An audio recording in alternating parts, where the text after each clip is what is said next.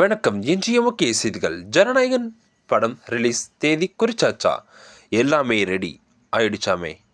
விஜய் ரசிகர்களுக்கு happy news.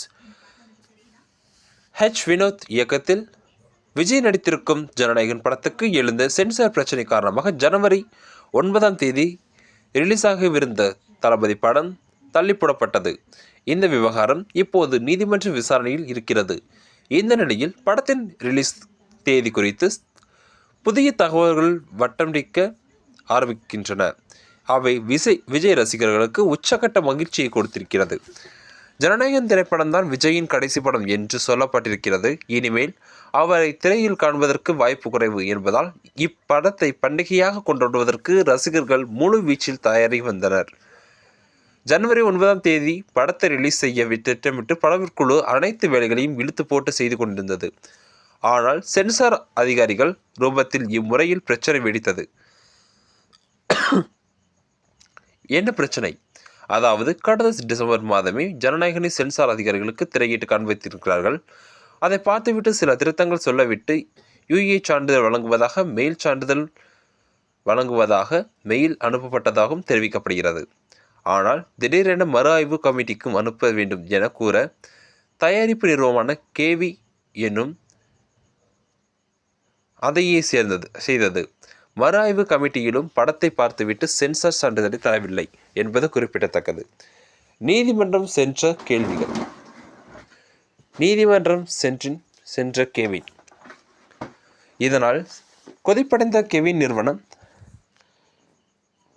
Chennai உயர்மன்றத்தில் வழக்கு தொடர்ந்து மேலும் ஜனவரி 9 ரிலீஸ் ஆகாது எனவும் அறிவித்தது. வழக்கை விசாரித்த தனி நீதிபதியோ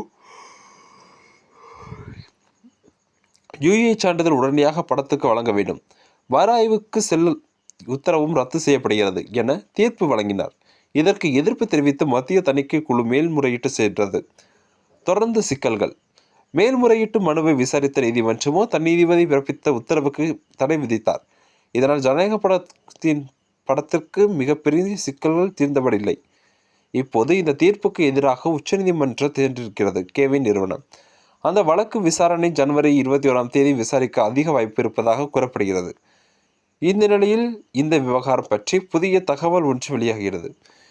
அது என்ன தகவல்? அதாவது இந்த மேல்முறையீட்டு ஜனவரி 19 விசாரிப்பதற்கு உச்சநீதிமன்றம் முடிவு செய்துவிட்டதாகவும் அதனை பிரச்சனையை முடித்துவிட்டு ஜனவரி 23 அல்லது ஜனவரி 30 படத்தை ரிலீஸ் செய்ய படக்குழு முடிவு செய்திருப்பதாகவும் கூறப்படுகிறது. இதனால் விஜயின் ரசிகர்கள் உச்சகட்ட மகிழ்ச்சி அடைந்திருக்கிறார்கள்.